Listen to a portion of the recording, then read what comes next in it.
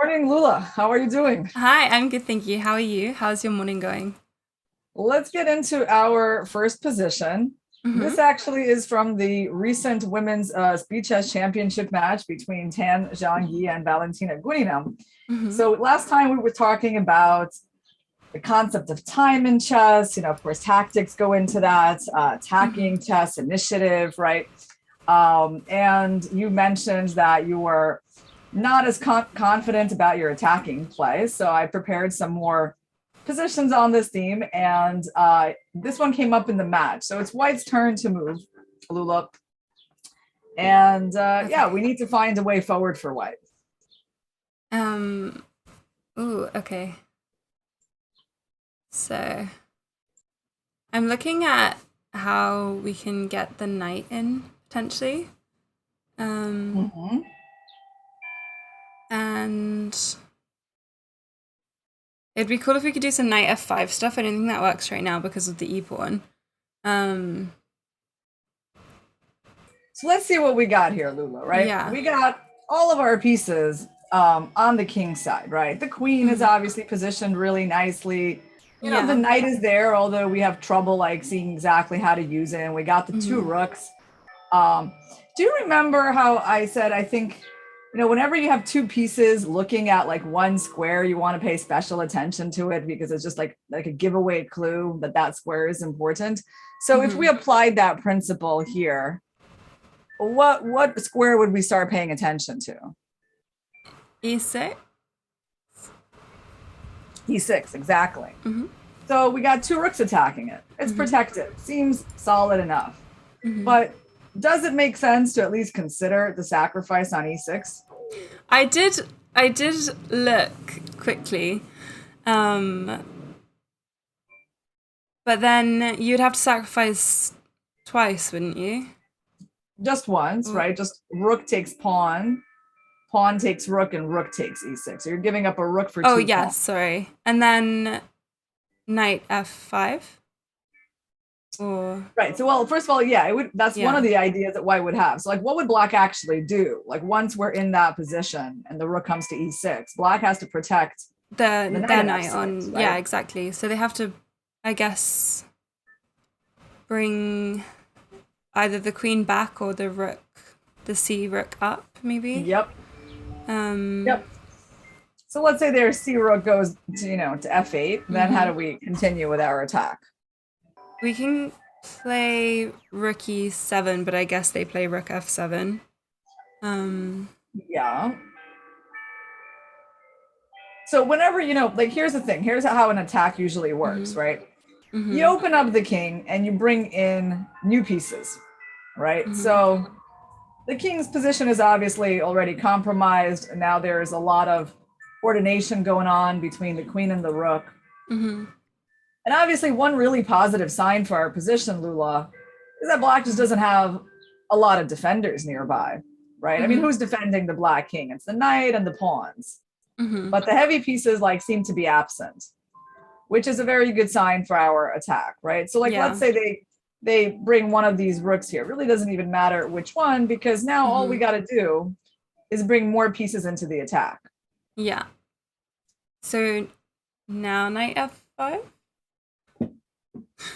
Knight f5, exactly. Yep. You see, you got your knight into Mhm. the game. You just had to sacrifice a rook to do it. Mhm. And yeah, that's basically, I mean, once you see this level of coordination, this level of Mhm. threats, like you pretty much know the end is near for Black, right? I mean, you're either Mhm. going to checkmate them through h6 if they go to h7. There's Mhm. this kind of maneuver of the queen, then, Mhm. or there's a queen f6, right? So Mhm. really not that difficult to get the Black King here, right? All you got to do is take that first step and really, consider the rook sacrifice, right? Like not Mhm. be just having like kind of like not having it be like a closed door in front of you, like I can't take that pawn because it's protected. Okay. You definitely can do anything in chess that opens your opponent's king. Okay. You can at least, Mhm. at least in your mind, it should be like that's not an impediment at all. That's just like, let Mhm. me check it out. Let me try to open that door, see what happens. Mhm. you know, and, you know, because generally that's how an attack works. If we don't play a move like that, Lula, right, there's this concept like that your initiative will fade away. If you don't use it, it's going to fade away, right? And if you give black, like, let's say even one more move, I guess, what was black's last move? It must have been something quite terrible. Hello, fellow Lula fans. Yeah. It is a glorious day to be watching Lula like play this. chess. Yeah, right here. And it's great to see Lula promoting a smaller F3. streamer here as well. Yeah, Truly a beacon of generosity and kindliness. Game, you know, we can't really Lula embodies that Huddersfield so northern friendliness. Sad to miss this opportunity.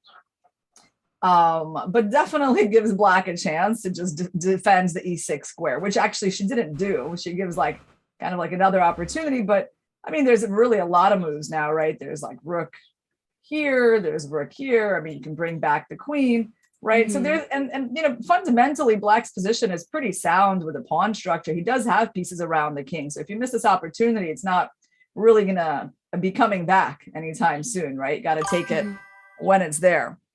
All right, so that's our first example. Let's continue.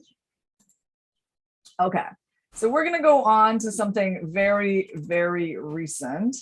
In fact, I think it was just played yesterday, and I immediately liked this example. I gave it to a student of mine who is rated around, you know, like over 1900. So they didn't get very far with this example. Let's put it like that. So it turns out kind of harder than I thought. Okay. Yeah, well, one second. Let me bring it up here. I have it. Copy. Let's do, copy. Let's just do copy position. Bring it into our fen.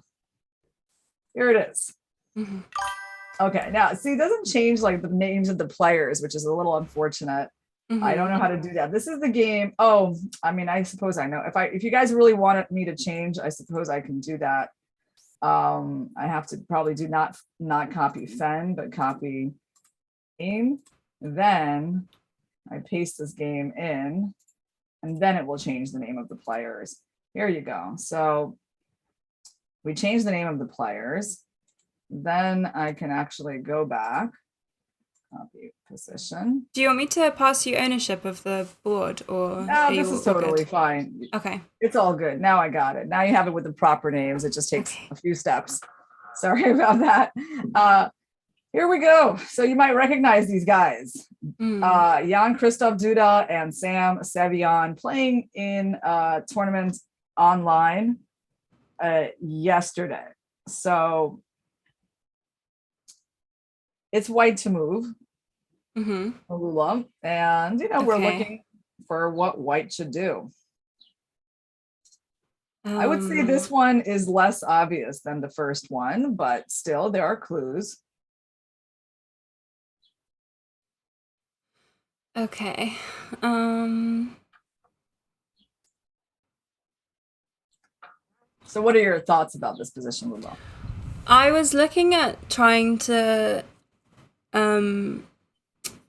sacrifice by going either bishop h6 or knight h6, but I couldn't find a way to make it work.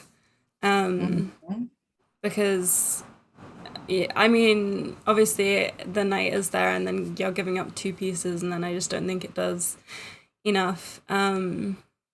So I didn't think that was doable. And then I was wondering if we could basically with some kind, like basically was with like some queen, like queen g3 after and stuff, and trying to get to the king, but I couldn't see it. So then I thought, I was wondering if there would be stuff after trading our knight for the d knight, deflecting the queen from f5 and bringing the queen in that way, but I couldn't make that work either. So I was a little bit stuck. So let me help you out. Right, the key in this position is this well-placed knight. Yeah.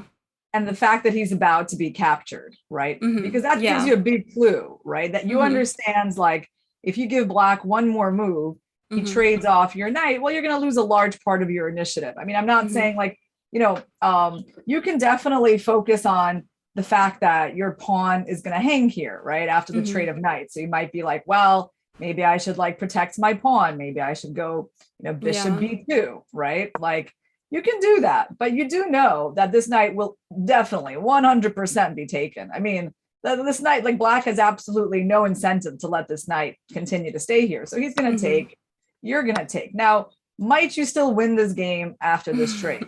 Sure. I mean, you still have a bishop versus a knight. You succeed in opening the bishop, giving him a long diagonal. You got bring the rooks to the F file, have the pass D pawn. I mean, you can certainly win this position, right? But you do feel like somehow, the pace of the game has slowed down, right? Yeah. Sure. Compared to what it was just like when your knight was still on F5. So the question is, how are we supposed to utilize this piece on this one next turn, right?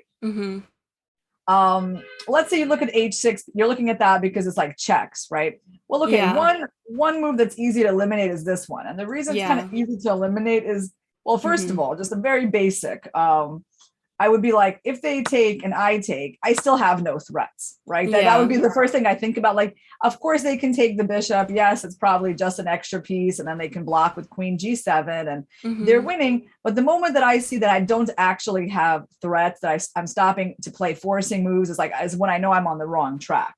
Yeah. Right. And probably we can say the same for, for bishop H6, like, first of all, they can just take our knight. We already know they want to do that idea. So they take our knight, then probably take our bishop and we lose. So that's where we can't use. So what is the most like brutal way to open their king? We could play knight takes G7. Right. So what do you think about this move? I mean, like, when you see this move, do you feel like, hey, I want to analyze it? Like that seems promising. Or do you feel like, oh, I'm just kind of giving away a piece that, I would definitely need to calculate a couple of moves and see if I had something concrete, because there's the kind of move where if somebody played it against me, I would be terrified. But if I was trying to figure it out against somebody else, I would think that I was just losing a piece. Yeah, all right. Well, go ahead, try to figure it out. I mean, the second move is important, actually, right? Because I think, so we can put it on the board. So knight takes, king takes. Yeah. What is the second move? Because this is what this all depends on. You cannot say that black is totally helpless. Black has a couple of knights by the king, still one pawn. Actually, the queen is not far. So he's not quite helpless, actually, right? So we can't really know from the beginning, like how successful our attack will be. It really depends on what we find on this turn. Yes.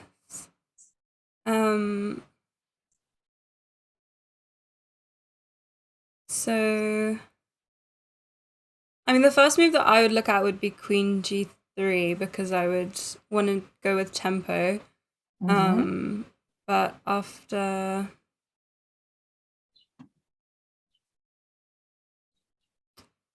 I guess, yeah,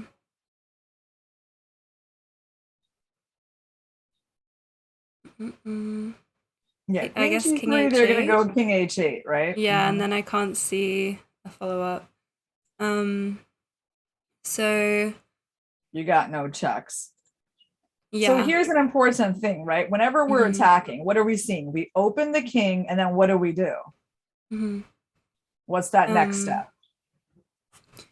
Bring pieces?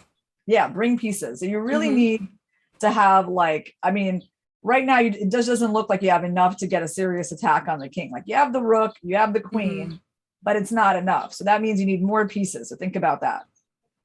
Yeah, so the I would want to bring the bishop.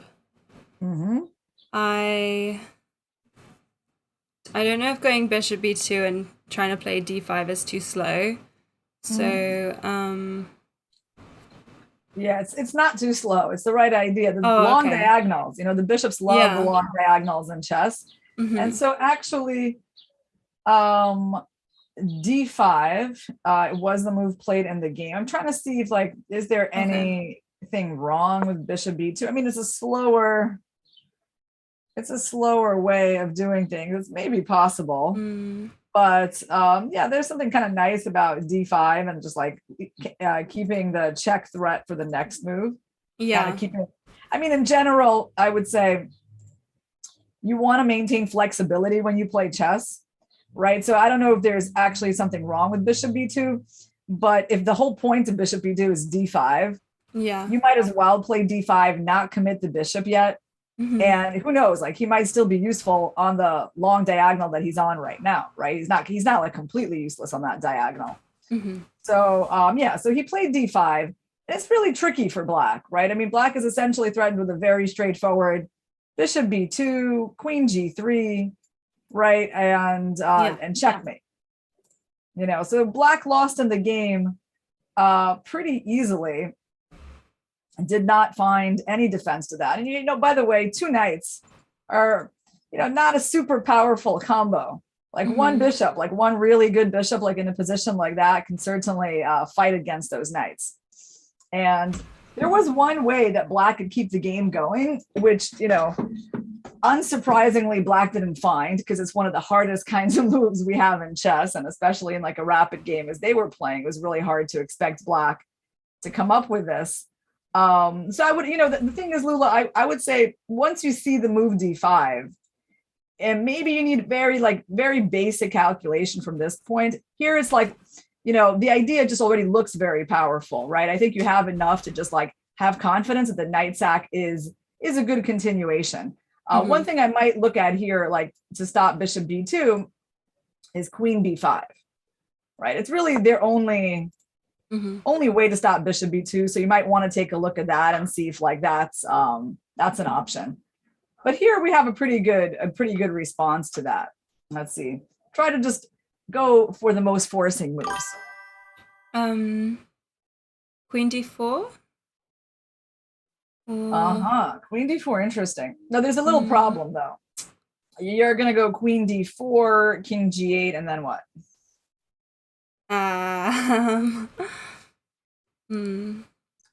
Because you're trying to mate me with bishop b2, yes, right? But there's a little problem to that. So what's the problem to that plan?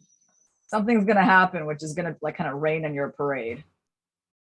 I mean, well, right now obviously we can't play it because the bishop is gonna get captured, so we need to I mean, we don't want to trade queens, so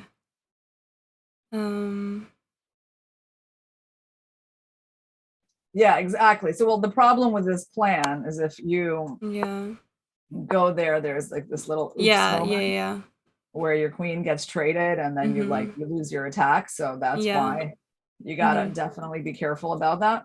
So let's go, like, again, let's try to find, queen d4. No, I agree though. It is a check. It does make sense to look at it. It tries to get the bishop b2. I mean, it's certainly very sensible. So would queen we g3 is another check, but you know, then they hide, right? Then they hide, and you still can't go bishop b2. You still don't have queen e5. So really looking at like the most like. I was wondering if we had rook takes f7. Yeah. Because obviously you can't take with the knight. You have to stay with the king. And then this is the kind of position when you see it, Lula, as the black king is getting more open, you gotta like, you know, be very confident that a king like that is going to get mated, despite the fact that you're down a rook. And there's some nice stuff here. Like, I think one way to win is, bishop d2 is actually probably the most prosaic, right? Just go bishop d2 and like rook e1. And you're putting the bishop on d2 so that they can't even go queen e2. That's just like quite nice. But I'll show you another line that I looked at where you go bishop g5.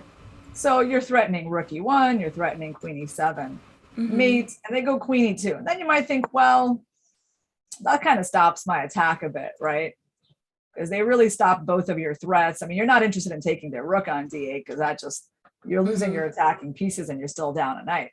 And in this position, it's just rook f1, right? So you just bring in the rook. Oh, and it's funny how white is so dominant that you can even like make a fairly slow move to develop your rook, and like black still has no defense. He can't get the king out of there because he can never play, well, he can never cross, you know, to the queen side. You can't go rook d7 ever because a queen g8 mate. you don't have any way to offer a queen trade. Like your knight can't move. This rook has nowhere to go. So yeah, black has all the time in the world, but nothing to do with it, right? And actually your threat here, that's the funny thing. You might think, well, what's the threat? Well, the threat is queen g7 and like rook f8. So again, you know, your attack is not even coming that fast. The black's king is so open and the pieces are so tied up that you're still winning, right? But that's generally how it works when the opponent has such a helpless king. You know, you just have to have that faith, like a king like that gets mated when there's sufficient attackers nearby. So I think, you know, if like it was me, that's probably the extent of what I would calculate. You know, Lula, I would be like, okay, if my bishop's going to get to b2, surely this must be good for me, right? Yeah, that would be, so you don't have to do too much work, but you should know, you know, for just completeness sake, the black actually had this very cool move, knight at h8, which he didn't find. Okay. And it's really hard to find a move like that, like knight into the corner, knight to the back of the board. Why are you doing that? Well, the idea is to bring the knight to g6 and cover up the g file, right? So the idea is something like this: bishop b2, king g8, queen g3, and knight g6. And the knight actually does a really good defensive job. And for the moment, black is holding these squares on the long diagonal. So he's not like in imminent danger of getting mated. But white's attack like is definitely, you know, continuing. And by the way, there's, you know, you have to be a little careful because I think h4, you know, which seems kind of tempting, right? Very typical plan, but there's actually knight f5, and like black stays alive, and they even can take the pawn. So yeah, here we go. Yeah, bishop b2 here. Pretty sure it's like this, and I believe the move here is like rook f6. It's not cool to play chess.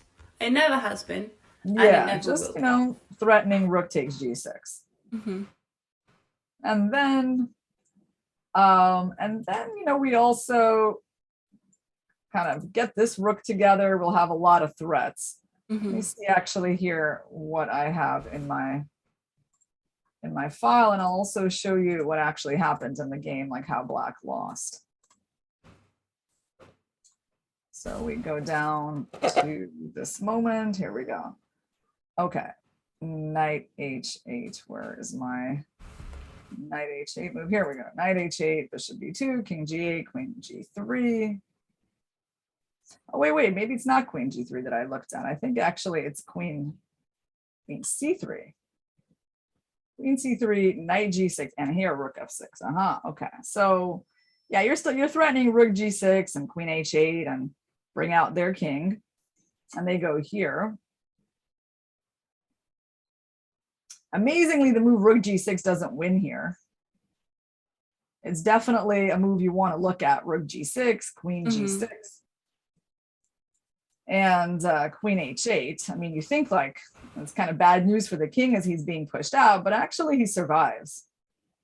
Like, you're not really mating that king, it's escaping to d7. So you have to attack kind of more patiently. And you just go rook to f1. And now you're threatening this move. Right? Yeah, so because you don't have to bring the rook later. The king will already be cut off. Yeah, okay. I mean, so black is actually able to defend here with only moves like this and right. So he is threatening our queen. Then we have this nice move. So takes. Well, here we're winning, right? Here, this is not the defense. No, knight e4 is one of the ways that black can lose because of rook f8. Because once they lose the queen, see, they can't capture with their rook, they're getting mated.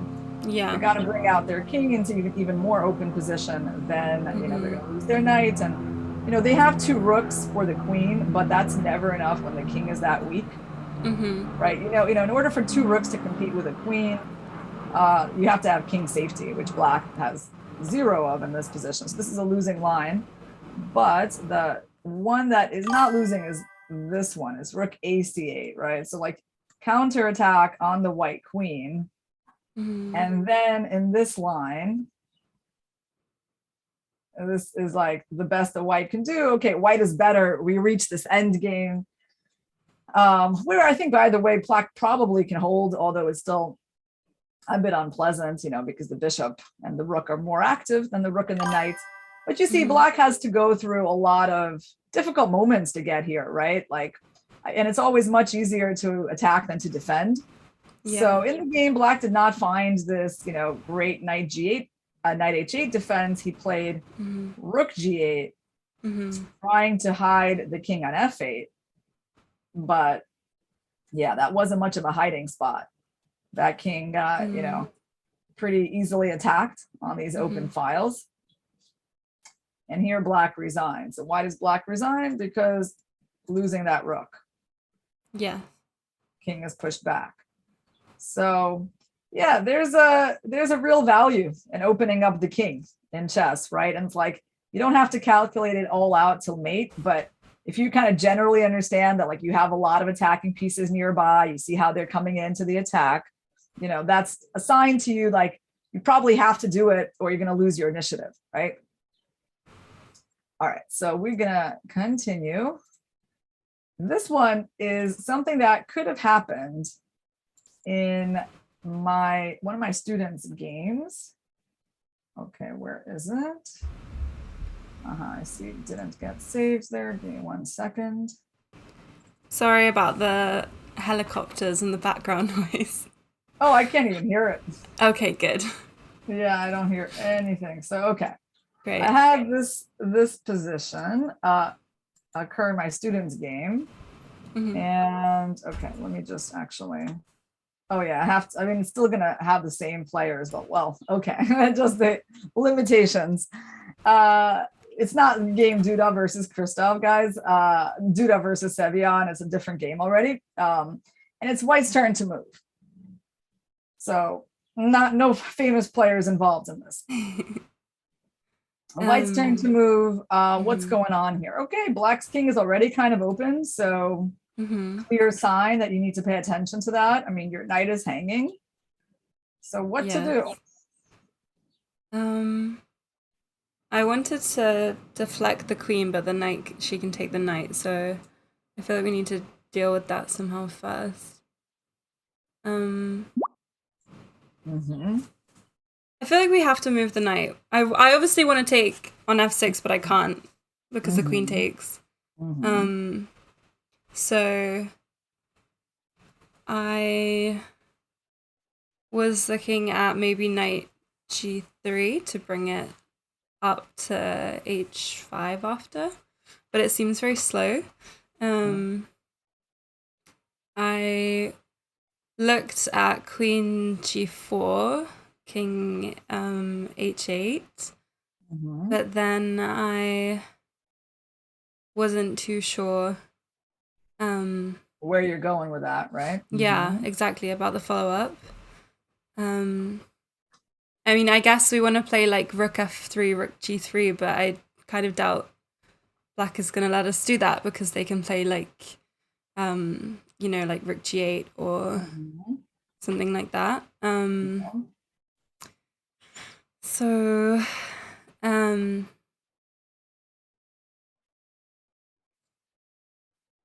So what's the problem? Yeah, the problem with moving the knight, right, is that it's like a time issue, right? Like once you start using your precious moves to start retreating, I mean, sure, you want to reposition the knights, but at the same time, black will be repositioning his king and his rook. And generally, once you give your opponent a little bit of time to bring in their defenders, it's actually a lot harder to finish them off. Yeah. Right. So I mean, this is such a common. Yeah. Yeah. Could we play rook d1 and then try to like here in that position?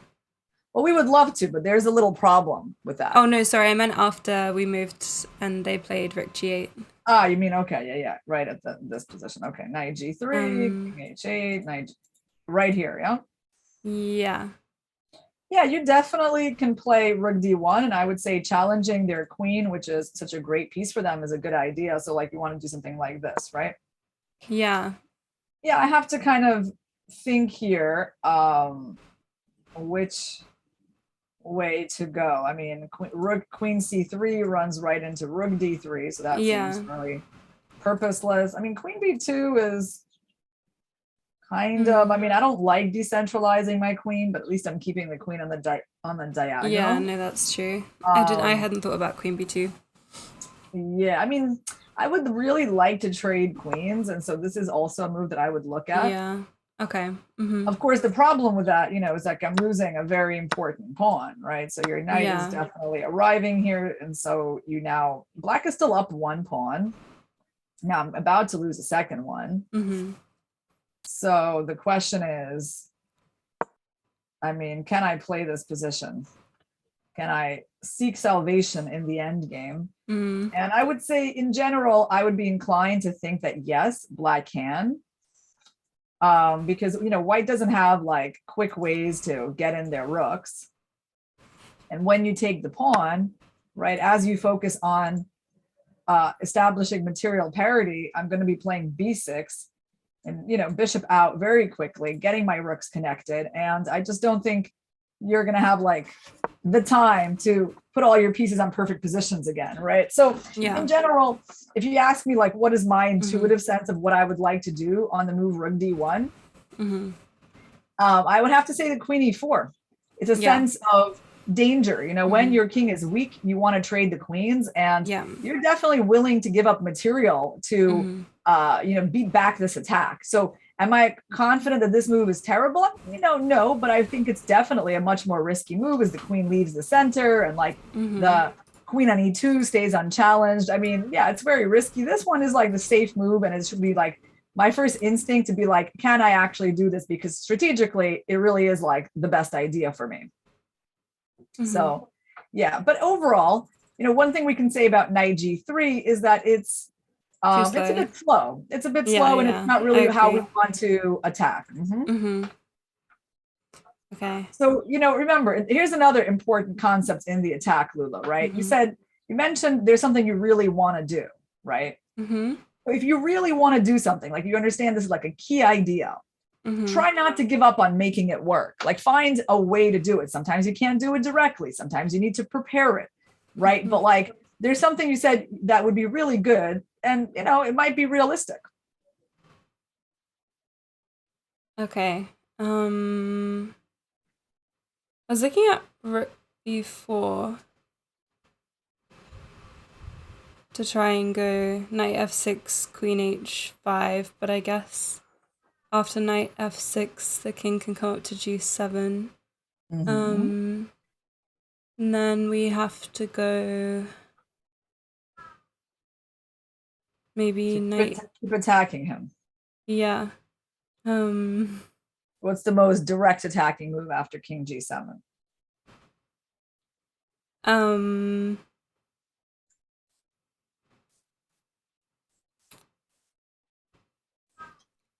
There's knight h4. There's also queen e5. Yeah, I think they're probably all pretty good moves. Like queen e5 threatens a bunch of double discovered checks, right? And like probably leading to mate. Right. So there you go. Rook b4. It's a pretty cool move. It's very cool. I mean, it's very cool, yeah, because it's like you're deflecting. This queen is so well placed, and it's really the main defender of the black king, and it's so powerful from the center. And you're just like, okay, go ahead, take my rook, just so you get off the defensive f6. And also it's like a defensive move because you're stopping them from taking your knight, which is actually the real important piece that you're trying to save, right? So they have no choice but to take your rook because their queen has actually nowhere to stay on this diagonal, so they might as well take your rook. And now you get in, right? You start getting closer to the king, right? Now, if king h8, you just go queen h5. They have really no way to defend the h7 square because their queen cannot go to e4.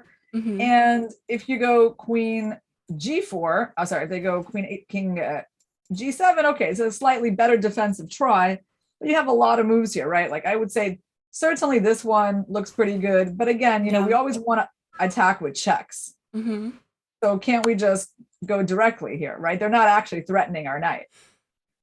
Yes, because of queen g5. Exactly, right? Just checkmate in the middle of the board. And so you force them back, and then we kind of repeat this dance until our queen gets even better positioned and their king has like no way out. Okay. So what I think, Lula, what kind of probably quite important is to have that conviction in what you're trying to do, right? Yes. It's like when you understand, like actually in the game, I saw my students, he's a young up and coming player. He didn't have that conviction, and so he played knight d6, right? Which is not like a terrible move. I mean, white still has an initiative here, but obviously what that kind of move shows as you're moving away from the black king rather than towards the black king is that you didn't really believe in your attack, right? Yeah. Because if you believed in it, you would never be moving away from your opponent's king. So definitely important, Lula, to read the signs of the position and, and like not waver away from that, right? Not be, yes, there are certain obstacles we got to get through. Yes, our knight is under attack. They want to take it, right? Yes, the check is not really delivering the goods, but it doesn't mean that we don't have, that's like a real attack that works, right? So yeah, I would say just, when you're in these kinds of situations and you're confident that like, this is what the position is telling you, just take your time and really focus on like, this is the outcome I want, and, until you find it, and everything that's kind of going in the opposite direction, just don't settle for that. All right. This was a very cool one.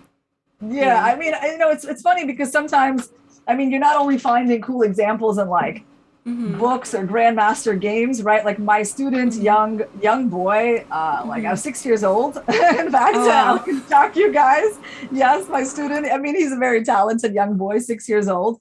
But he had like such an opportunity in his game, right? Like it was very close to having like a really beautiful example played in his game. So yeah, you can find beauty in chess everywhere. All right, so let's see if we are kind of done with our, I think, examples on the attack. Okay, let's move on to slightly different theme, but I still think it's kind of adjacent to this one. So we're still working on time. And I'm going to give you a position.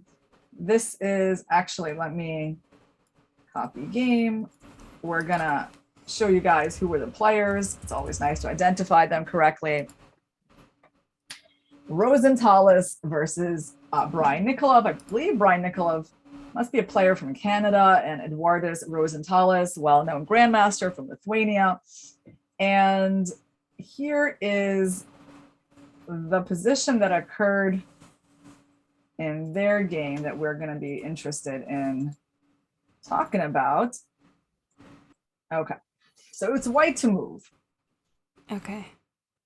White to move, and well, one thing that you can tell here, Lula, it's probably not going to be like these type of knockout blows, right, that we've been seeing in the last examples. Like Black's position looks pretty well developed.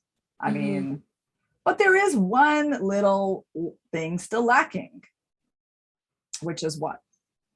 Black hasn't castled? Hasn't castled, right? He hasn't castled, but he's about to castle, right? So whenever you see that situation, Lula, you always know time. It's all about time, right? Like if you look at Black's position, you're just like, Black castle. Well, Black's gonna have a great position. I mean, his pieces are good. His pawn structure is good. The king will be safe. You have an isolated pawn in your position. There's easy sort of occupancy of the square in front of it. So strategically, Black has two bishops. You don't.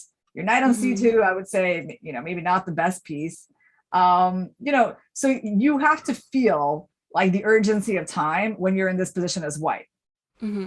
So our job is definitely to use this time factor, do something productive in our move, and maybe kind of not allow Black such an easy life with his plans. So would we be thinking about stopping Black from castling? Oh, we would like to do that because that's one of these key things in chess. It's like you stop your opponent from carrying out their ideas, and then we got to move quickly to do it. You think you see it? It says Matthias 1993. Maybe. I can tell you it's not the most obvious. Go ahead, Matthias. You can tell us your move because I'm so confident that he might not have it, Lula, that I'm willing to let him try it.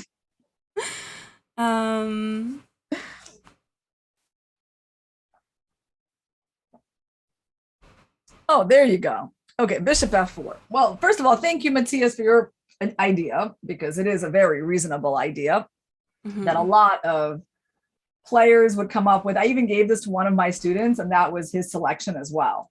Okay. So I do think that Matthias has suggested a very reasonable candidate move that is very normal to look at. But what is the issue with this move, right? The issue in chess is that you can't just play a move based on like, these are the ideas I have, right? Like, you know, when I tell my students, like, no one cares about your ideas. It's also like, what are they going to do on your moves, right? It's not just me. It's like, okay, yes, we see you got knight g6 coming. Sure, very powerful, typical threat. But the problem is, you know, your opponent's not just going to let you carry it out, right? What's going to happen if he goes knight d5? Right, so he counterattacks, takes the outpost.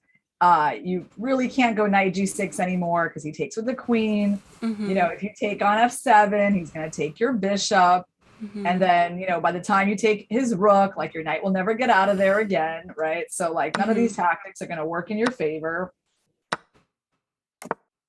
Poor knight, he's not coming out of there, and black will have two pieces for the rook. And, you know, if you start having to retreat, right, then black has time to like figure out where to move their queen, right? So now they just need to like deal with that threat. And I would say, like, let me just make the most conservative move ever, right? Queen d8. So I simply move out of your attack. I'm about to castle. You know, my knight has landed on a perfect square that he's happy to be on anyway, right? So bishop f4, yeah, very natural, good candidate move, but it seems like it doesn't really create the kind of problems for black that we need, right? So it's not really ultimately going to stop them from castling, although it does delay it a little bit. So yeah, I wanted to give our audience a chance to come up with this move, Lula. Okay. I'm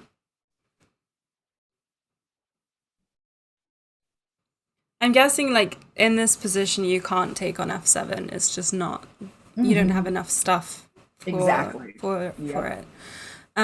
So because there's no follow-up move, right? There's no check. And the king is even pretty safe in f7, right? Yeah. So it's more subtle than that. Yeah. No knockout blows.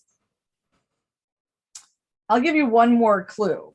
Okay. Sometimes to stop a king from castling, like let's say the bishop is, you know, under attack. Like sometimes you do a move like that, right? Yeah, that's what I was looking at, but I didn't think it was. Yeah. The problem in this position is that it doesn't really stop him from castling. Like he's still going to castle, and there's really no amazing discoveries on that bishop that don't include like losing your own knight. Yeah, for sure. But I can tell you that in one position in this game, like this is kind of a relevant move. It just doesn't seem to be that powerful now. And I'll tell you another move that like a student of mine suggested. Okay. Which is like when you see a passive knight like that, you're like, well, can't I just make it better? I mean, it certainly doesn't belong on c2. He suggested knight e3. Yeah, that's what I looked at first, to go knight f5, but I didn't think that it really did anything about the castling situation. It just forks the. It does, in the sense that they cannot castle, but they're gonna have to spend a move on this. Okay. Like they definitely have to respond to your threat, because knight f5 is pretty big. Okay. But you know, g6 and then what? Right? They stop your knight from getting in. I think like there's some move, let's say like that, and you know, black can take it and just castle, really. So I don't know, let's say you take, and black can castle short. And do you know that in this position, black can even castle long, which is kind of interesting, because you know he has the two bishops and has good centralization. There's like targets. Yeah. He can even afford to castle that way, especially because your knight's completely on the other side of the board. He can also castle short though. He can, like, let's say, kick away your knight, back here and just castle, and also very solid. And personally, I would prefer to be black here because when you have the two bishops and you have that isolated pawn, I mean, long term, it seems like the chances favor black. So knight e3, reasonable move, but doesn't like do enough actually to bring problems to black. Yeah, so it's something kind of subtle here, Lula, that is going to, it's going to make a threat. It's a way to make a threat. So we need to threaten something, and that threat is not going to let black castle. Okay. So it's similar in style. It's similar to moves like bishop f4 or knight e3, which we're also trying to make threats. It's just that our threat has to be more effective. Okay. So think about pieces. You got to get more pieces into the game. Like our development's not that great. So who needs to be developed and where can they be developed in? What's your instinct about which piece you would like to develop? I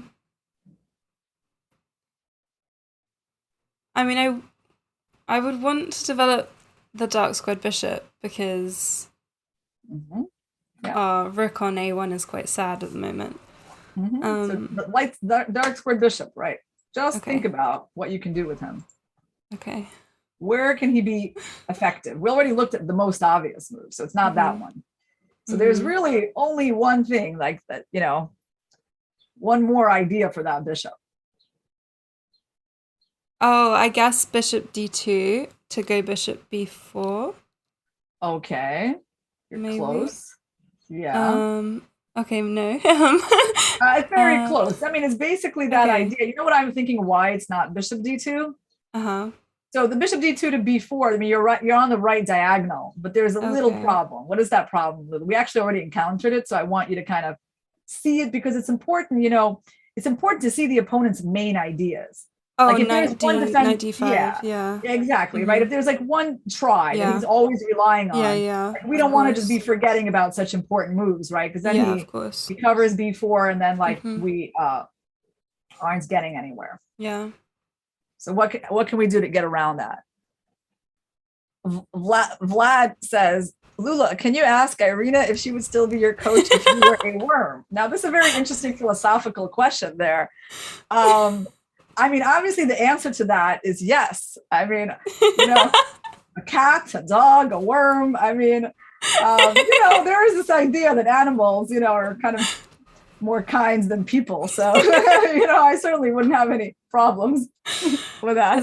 It's one thing we do when I'm playing Rapid on stream. If things start going wrong, I ask my opponent if they would still play chess with me if I was a worm. Oh, that's funny. Yeah. And now they're saying WGM is worm grandmaster. Yeah.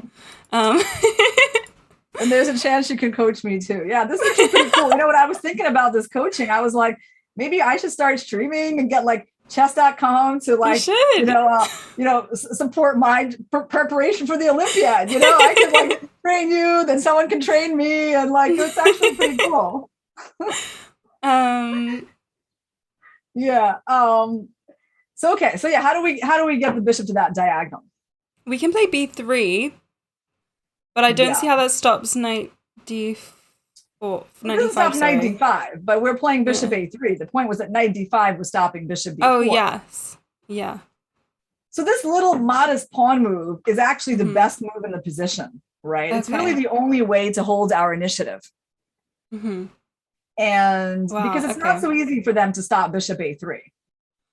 And why is that important? Well, because, you know, if they continue with what they want to do and you go bishop a3, they move their queen somewhere at the end of all of that, right? We put their queen where it doesn't want to be and we find some sort of discovery on it. We win the exchange, we win the game. So it's funny how this little move is like, you know, creating such a big problem for black, right? So it's about making our pieces better and not letting them make their pieces better. We fight for harmony and we destroy their harmony, you know, which is another, you know, theme that we're going to come to, right? It's kind of like culmination in chess, time, space, harmony. Ultimately, what it's all about is having that harmony, right? You can't have harmony without having good pieces. And you also can't have harmony if your opponent has like perfect harmony, right? So you got to play both those strategies, improve your harmony and not let your opponent set up theirs. And in this position, Black lost very quickly. Couldn't really cope with these challenges. By the way, I was wondering, why can't they go something like A5, right? Because isn't that logical? Okay, you want to go bishop A3, so I'm going to block you. I'm going to defend your idea. And this is where this move comes in. You see, Lula, like so subtle. Like we're attacking that pawn. We made them weaken the pawn. So now, I mean, I guess now if they try to protect it, they probably don't really have the time for that. You know, there's going to be some sort of tricks on the E file. But I remember the computer was saying the best move is to castle, just drop the pawn. It's actually not such a bad strategy. I mean, obviously castling is way more important than that side pawn.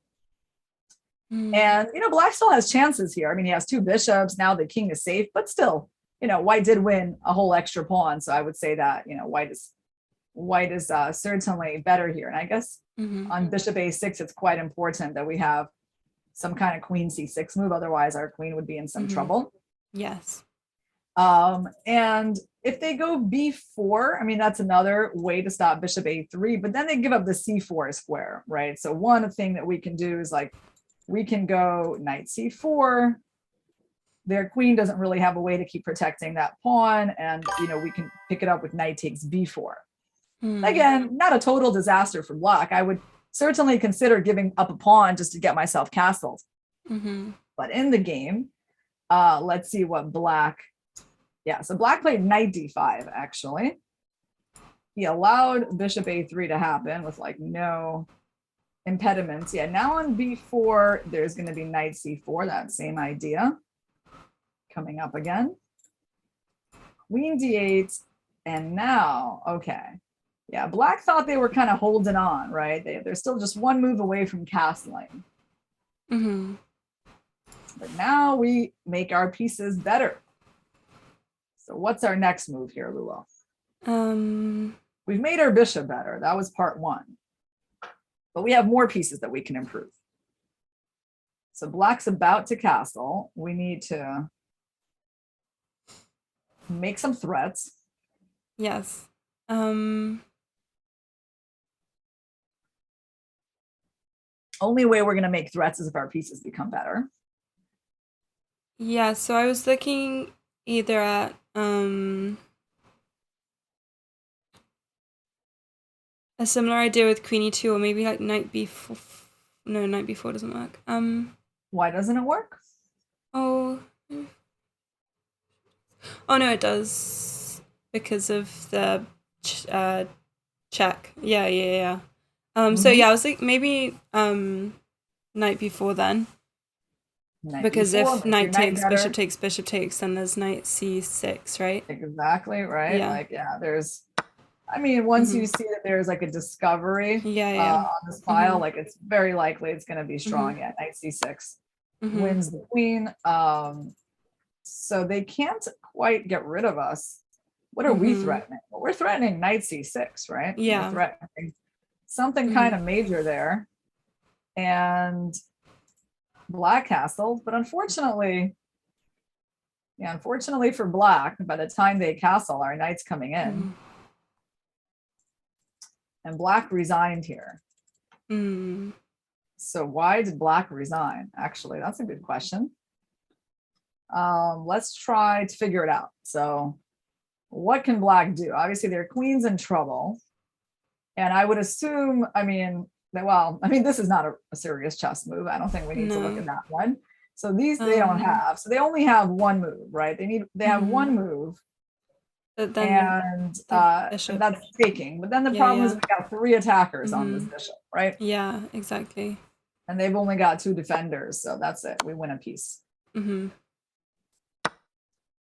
that's it, So it's, you see how it's kind of adjacent to the themes that we've been doing, right? This is like, sometimes you don't have a knockout blow right away. You need to prepare it. Like you don't have the harmony to do it yet, right? And this is interesting kind of battle over like what your opponent wants to do, but it's your turn. right? So it relates to that time element. So it's why time is so precious, right? Like you make one sort of lackadaisical move here and black gets to castle and have a great game. Or you could be like, oh, this is really a key moment. Like I know this moment is going to make or break my game. I'm going to stop and think here, figure out the best way to create some problems for my opponents. And then, you can win the game in like 16 moves like Rosenthalis did. So, all right, let's move on.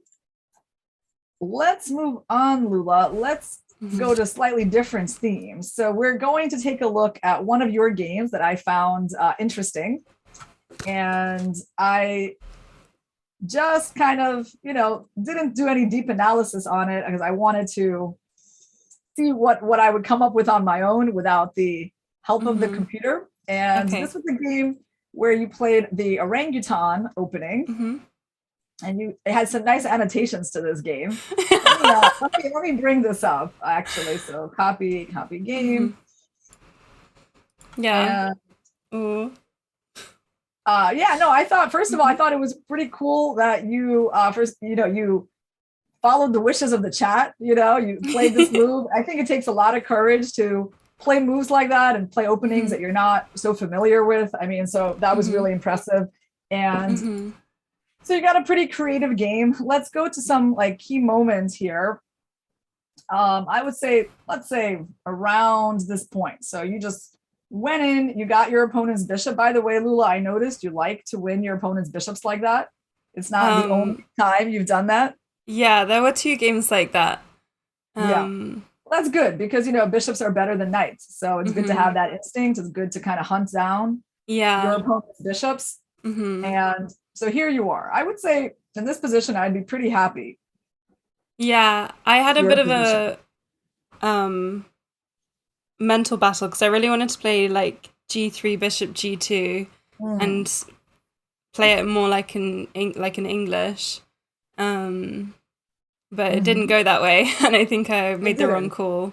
Yeah, interesting. I mean, honestly, I would really think that this move is one of my candidate moves because I just see like a nice long diagonal here. It feels like a move that makes sense positionally. And the only thing that would make me like, let's say, stop and pause about that move is like tactics, right? I mean, I have to check out this move. It's probably quite bad, but like, you want to make sure you see your opponent's ideas and how they plan to attack you. So on this move, we have a few answers. I don't think it's necessary to kind of look at moves like Queen G6 too much, but it is an option on the board you might want to notice. One thing that just came to mind is that, it's like you think, okay, you want to take my pawn, right? But okay, so go ahead, take my pawn. If it turns out that you don't really want to take my pawn, it means your move was a total waste of time, right? And it's like, well, welcome to my side of the board where you're going to get trapped. Right? And so I think the knight is not coming out of here. Yeah, no, you're right. I honestly didn't consider, like, I looked at knight G4 and I was a little bit glad to be here for 5 months. Closing parenthesis. But I didn't look at this line with H3, rook H2 at all. Here's how I thought of this. I also thought about this move. Basically, remember, like, kind of, you don't always have to respond to attacks by defending, right? There's this concept of counterattack, development, right? Like for me, bishop H3, developing move. You can't take on F2 with the rook. If you take with the knight, I mean, I have that important check. I get quite an important pawn. And then, the funny thing is I can play rook F1 here. I can even castle here.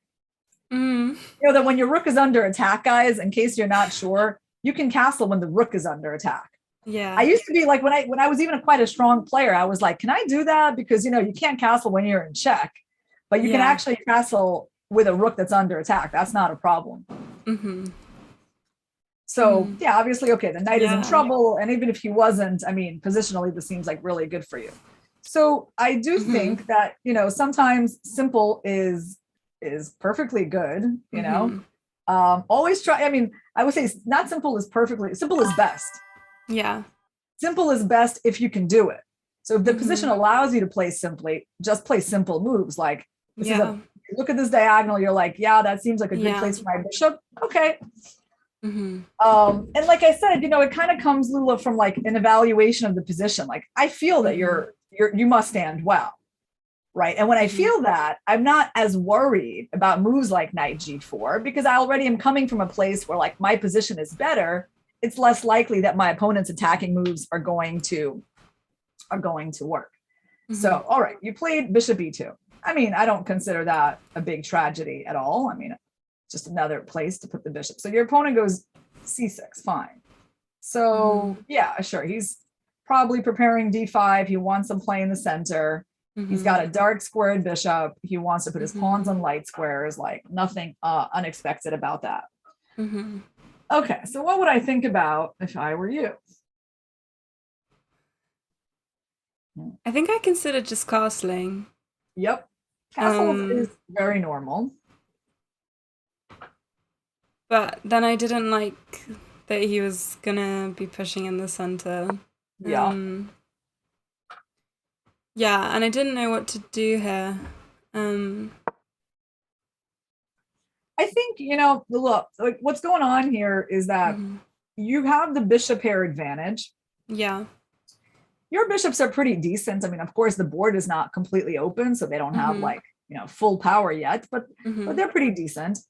Your opponent's pawn structure is a bit damaged, right? Not tragic, but again. So you have to kind of settle for playing like a long game where you're going to work, build on those advantages you have. And it's not going to be decided in a couple of moves. So I do think it's reasonable to just be like, okay, I'm going to castle my king and protect my pawn. And that's like, that's enough.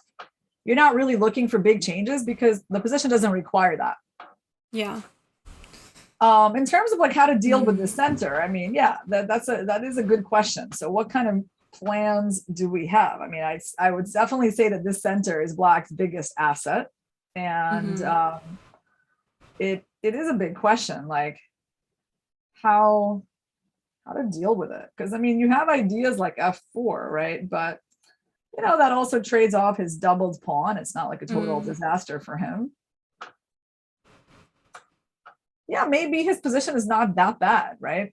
That's also a possible conclusion, that because he's strong in the center, so that makes his position playable.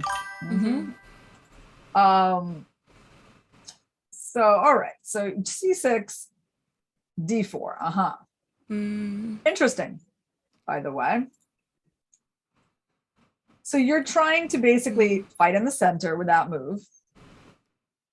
You're trying to make it in a way harder for him to play d5 because then you might capture on e5 and have some sort of discoveries on his knight, right? Just as an example, I mean, like I see this as a kind of a twofold move. It's like partially prophylactic, partially just fighting for space and center. He probably can actually still go d5. I mean, just yeah. And I think he actually did, right? Yeah. He did. Yeah. And he did because he's also attacking your pawn, so you don't really have time for any tactics. Okay, so d5, reasonable move. So you played a3. Okay. Yeah, I think maybe that wasn't best. Yeah.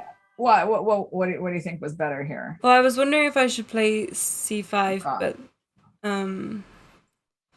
yeah, I really wasn't sure about putting all these pawns on. Well, I'll tell you one thing, Lula. A3 doesn't like appear like an obvious mistake to me. Okay. Right? So it's not the kind of like, I don't think it's like a game-changing moment.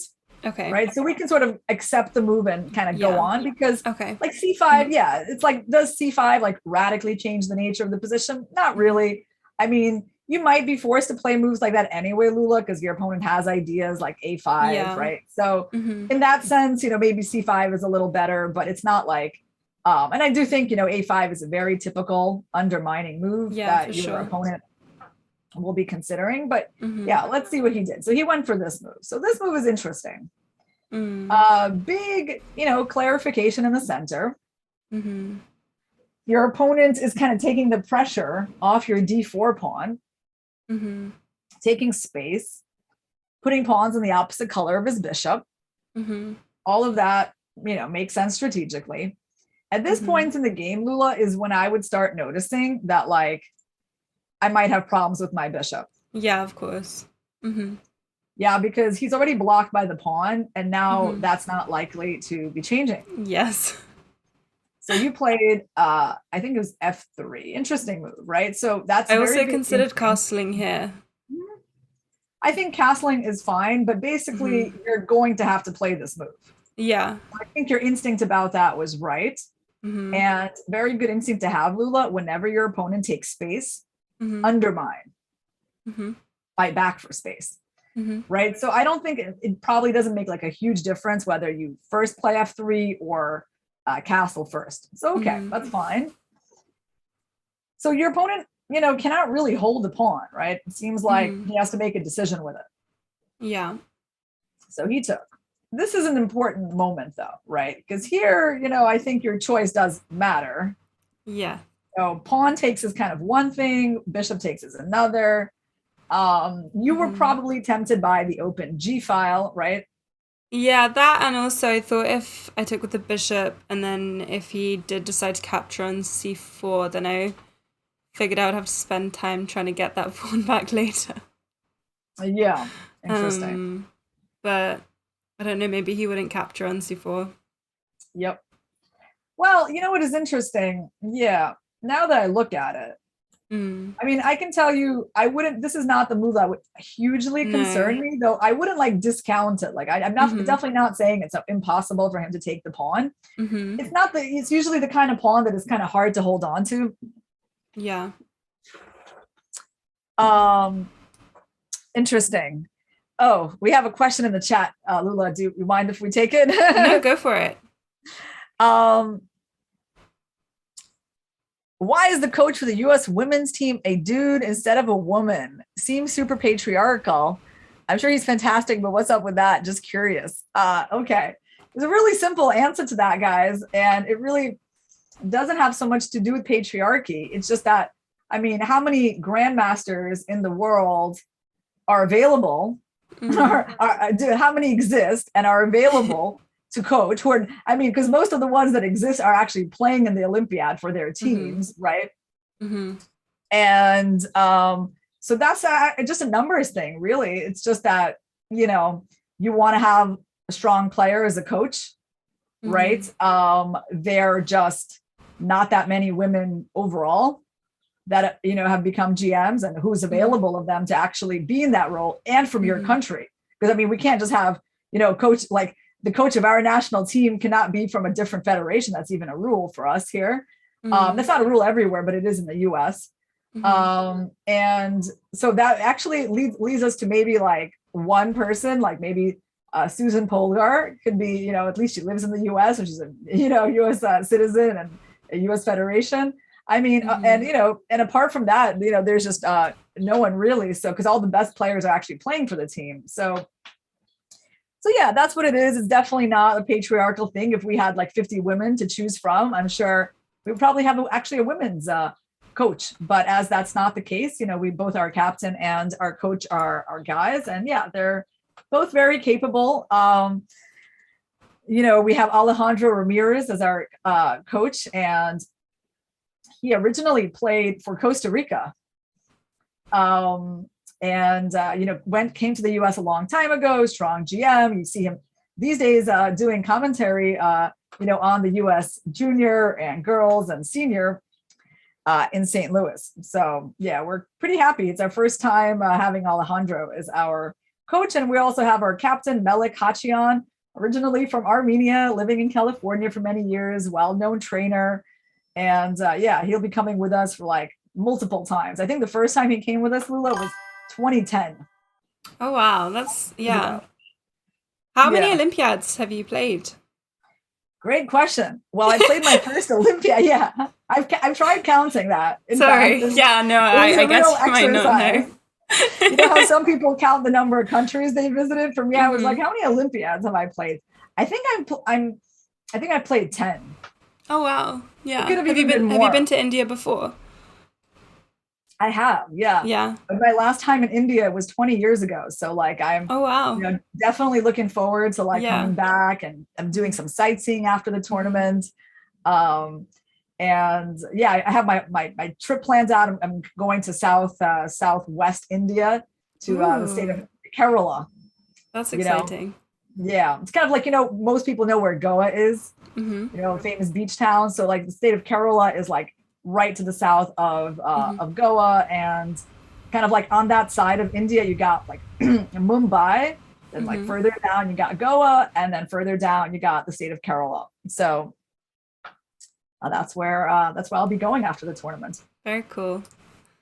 Yeah. So okay, back to this position, guys. What move would I also be concerned about here, Lula? Actually, something that happened to you later in this game is the move knight b6. Yeah.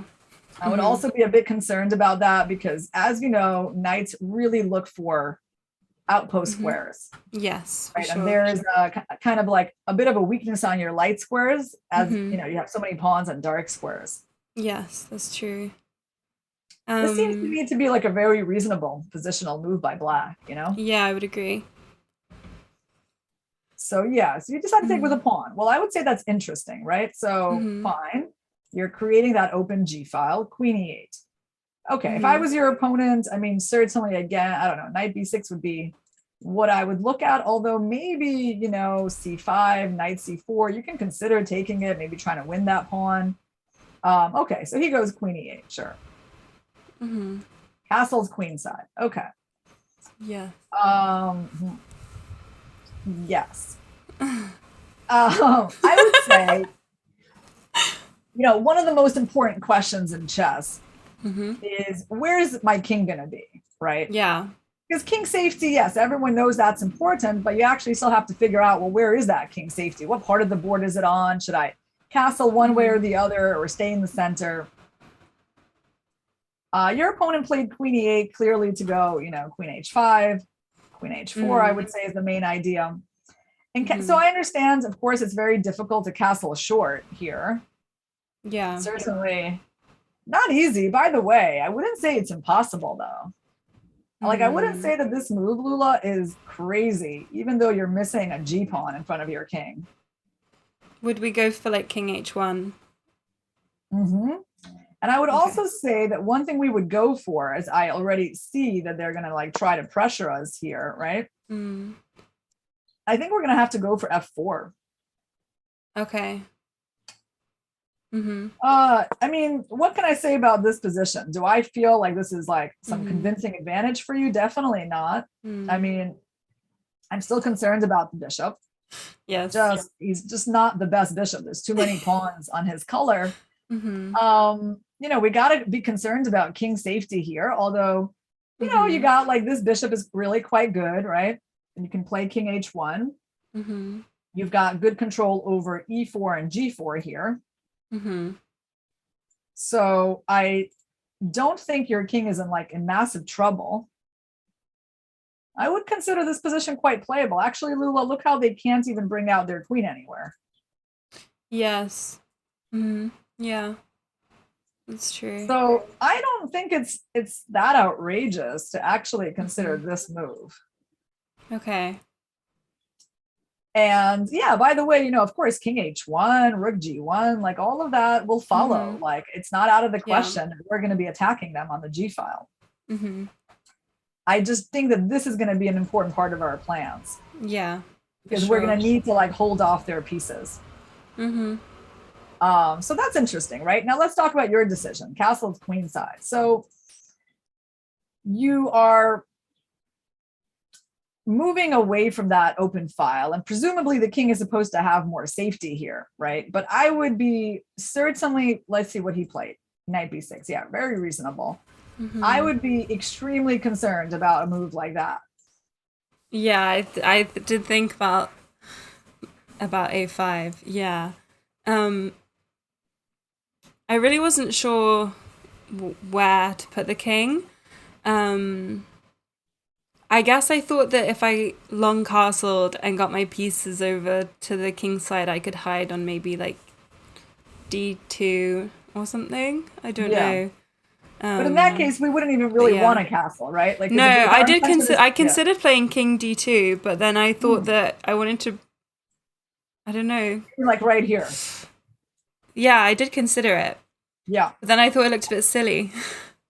Yeah, because, well, the thing is, the king can be in the center, but you have to have high degree of confidence, Lula, Yeah, that the of center course. is not going to open up, right? Yeah. And I think in this position, we actually have a high degree of confidence that it will open up. Yeah.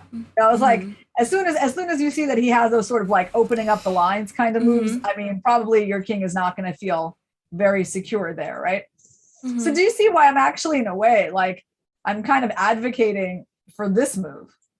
Yes. Because despite the fact that, you know, you're not supposed to castle that way, I mean, you're kind of away from their pawn breaks, right? They have an open line against you on the G file, but they can't really use it. Because your queen is doing a nice job from C2. And then you're just gonna, you're gonna hide your king, rook G1, F4, and you get play. And actually, I think your king is pretty secure. So, you know, sometimes it's quite paradoxical, right? Like, you know, what king safety really means, right? But whenever you're castling, right, Lula, like, I mean, obviously there's some clues in this position that this castle's queen side could be dangerous for you. Like your pawns are very extended, right? Yeah, and then it's so easy for them to reach your pawns. Yeah. All right, so now no, you're right. you know, let's keep going. Let's see. They played knight b6. All right. I mean, that's a reasonable move. It's maybe not as dangerous to you as like a5, but c5 and knight c4. All right. So their knight has arrived. E3 is hanging. Yeah.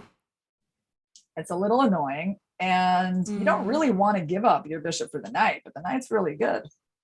Yeah, I didn't want to, but I didn't know what I could do. Yeah. All right. Well, you did it. So let's see what happened. I mean, you know, there's pluses to that trade as well. Okay. So now I'm feeling like we're really getting to some very critical moments, right? Like certainly like where to castle was a critical moment, but like here in the next few moves, things kind of like go in the wrong direction. Yeah. So we really need to get these next few moves right. So let's see what you do. You played queen G2. Okay. So do I have questions about that move? Sure. I would say, I would say, okay, there's one move here, Lula, that I would start off by looking at first. And which move is that? It's the process of coming up with candidate moves. So what goes on our list? Checks, captures, threats. Yes.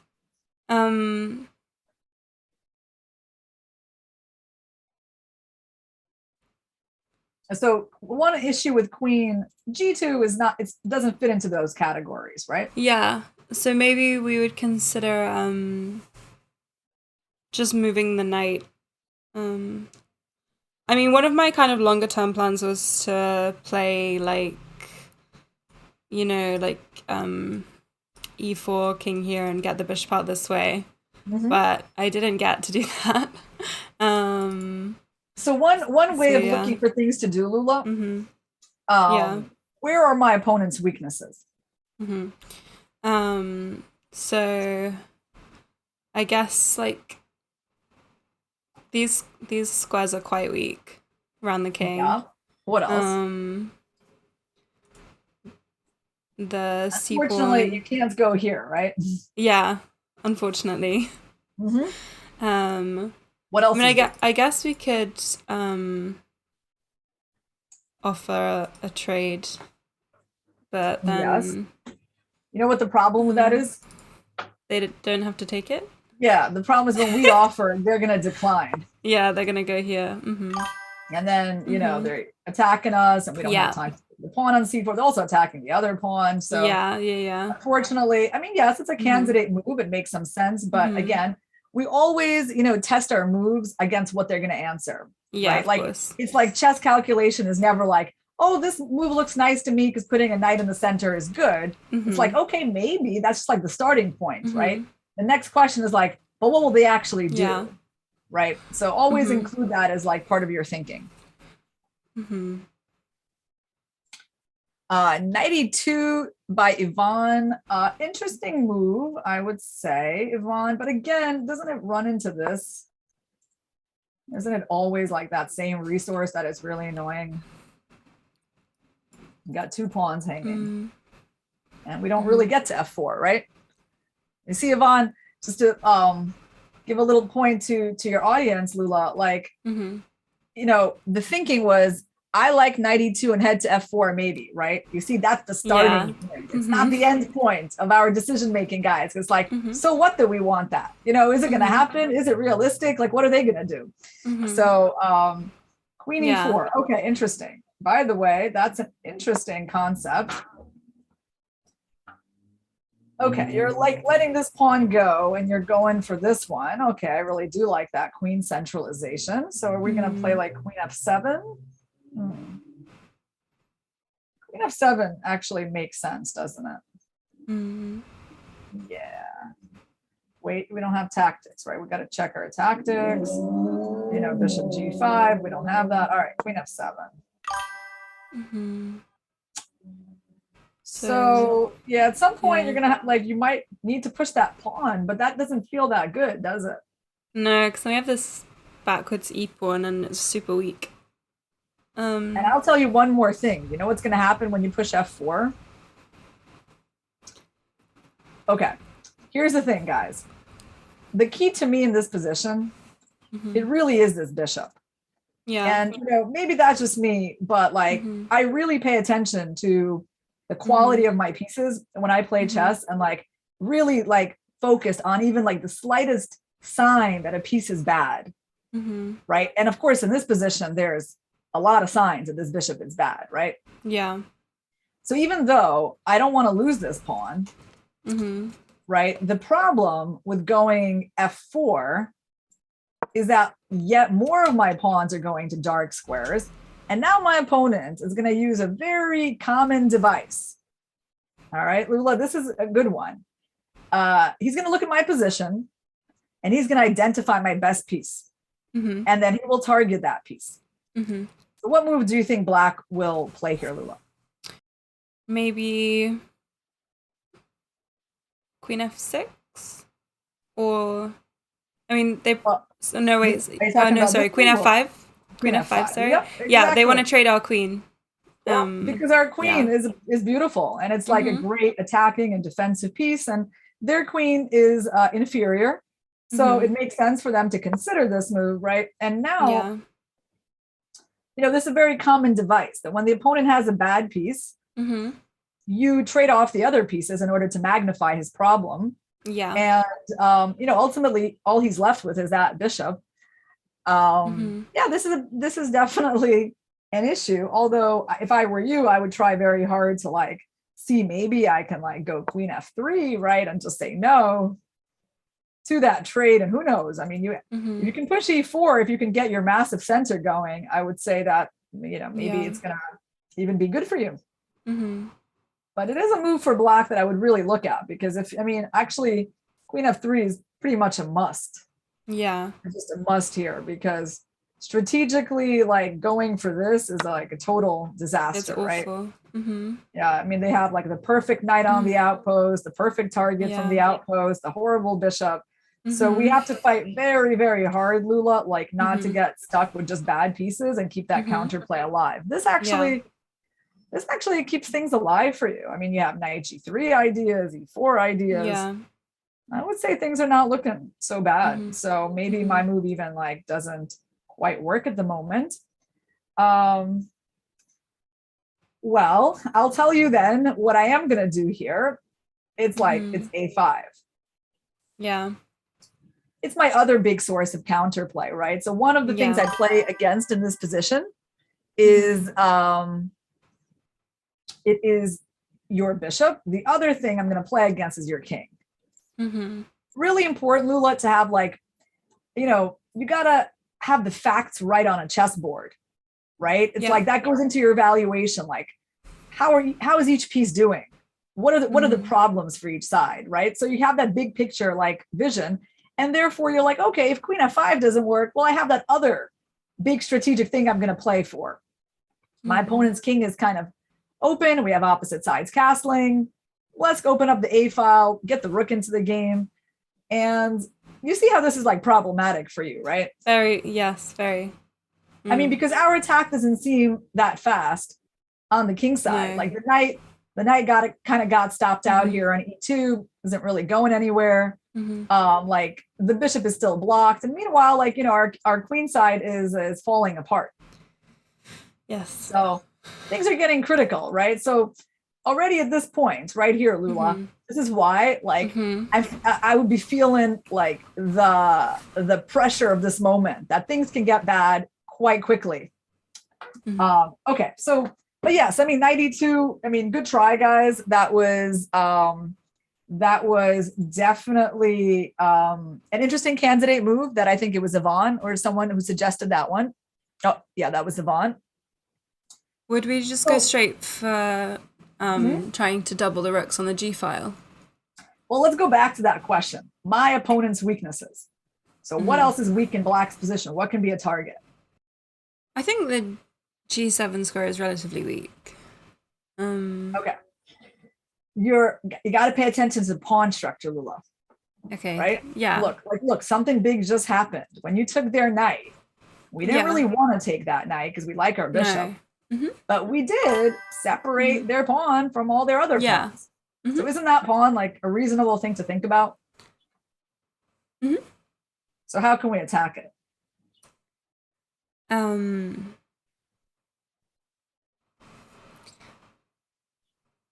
We have queen e2. Yeah, I would look at that move. I actually, okay, I see that it has problems as well. It's not the perfect solution. I'm just kind of like walking you through how to like think of candidate moves, right? Okay. I mean, certainly, like when a pawn gets, you know, separated from its brothers, you want to start looking at it, you know, more closely. And it's not that easy to protect it, but there is one way to protect it. Find this move. Well, it's b5. Yeah, but then, you know, then we can at least consider, you know, taking en passant. And then just taking the pawn. Now they do definitely have compensation there anyway. But at least, you know, you can say, well, you know, you did get a pretty nice pawn. Your queen's pretty good. You know, yeah, you can look at this. But the problem is they do something really annoying on queen e2. And they've been relying on this idea a lot. So it's not really news to us. Yeah. Knight d5. You see how annoying this move is, Lula? Yes. But wait. Yeah. Can we still take the pawn? Because if they take on e3, we take on e6, we actually win. I looked at something similar to this, but it was if they take, we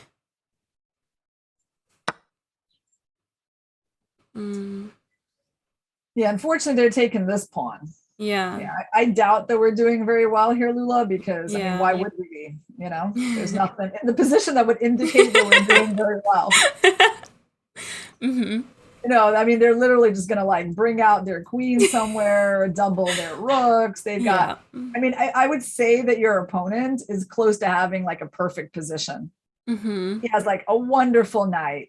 His bishop is decent for the kind of, you know, pawn structure he has. His rook on f3 is really good, and all he's got to do is like improve the queen and the rook, and you know, I mean, maybe we can try, like, but yeah, I just like, there's check, they can protect the pawn like that. I just don't really believe it. Black's pieces are too powerful.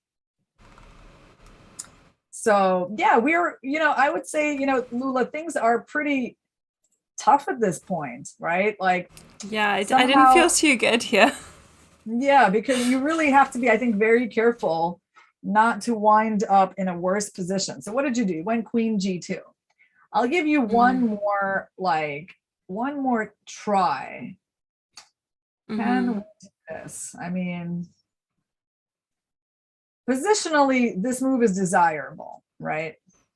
For sure.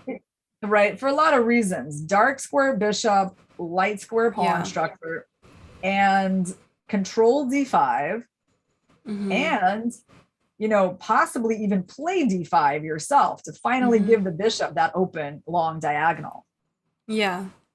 I mean, I would definitely give some serious thought to this move, because ultimately I don't even care that much about this pawn. Even if I wind up losing that pawn, but I get the G file, and I get d5, like, I guess we have to play for the attack, Lula, right? Yeah. We have to try to bring this bishop to life. An active piece is always worth a pawn. I mean, if it's the choices like have a dead bishop or open the bishop but like give up a pawn, like always go for the active piece. I think this move, at least, Lula, would like give your opponent more to think about. You know, because he really has to watch for this move. Yes. Right. Like, let me give you an example. Like what can he do here? Like, let's say he goes here. Of course, you know, we can think about protecting the pawn, and queen e2 is not a bad option. In fact, it probably is the best option, you know, like, I mean, because we're doing two things at once. So it's not just a purely defensive move. I'm actually trying to get like a very important pawn from you. No, I'm already feeling a lot more confident about your position. Yes. No, you're 100% right. You know, it's interesting how, you know, like, I mean, I liked this game because it felt like there were a lot of strategic points, like a lot of fundamental questions, like where to go with your king, how to treat the concept of, you know, bad pieces, right? And yeah, this is an important one. You know, Lula, it's really all about fighting for that bishop's life. And that's why we need to think about pawn structure. Whenever you're thinking about your bishop, it's ultimately going to depend on where your pawns stand, right? Whether they're blocking the bishop or not. So I feel like in counterplay, that's all we want, Lula, is like this type of idea. And it really doesn't matter if you lose a pawn along the way, but I think this is the best chance. All right, so here we're going to see what happens in a couple of moves. So queen g2, okay. I mean, I don't have a big problem with this move or anything yet, but maybe there's knight d5. We're going to see what happens. Did he go knight d5? Yeah, he did. Yeah. And then I blundered because I miscalculated. Well, because he can just take the pawn, because I can't take on e6. I don't think. No, I think. Oh, yeah, you're right, because there's bishop g5. Oh, yeah, okay. Exactly. Yeah. Yeah, you're saying that if he takes, you were counting on that, but unfortunately, you don't have it. Yeah, you wins your queen. Yeah, you don't have it. Yeah, well, you know, I could say, you know, Lula, it's definitely possible to blunder that tactic, you know. It's not such a big deal. And, you know, he didn't see it either, right? Because he kind of believed you and played queen g6. Rook g1, queen f5, And then I missed that I can take on h6 there, because I was a bit stressed out about the fact that I'd missed.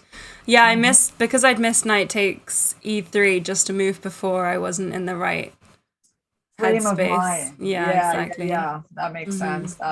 Mistakes often, they pile up on each other, don't they? You know, you got to really, it is one of the challenging things in chess, Lula. I think no matter what level, what level you're at, is how to keep on playing after you know that you've messed up.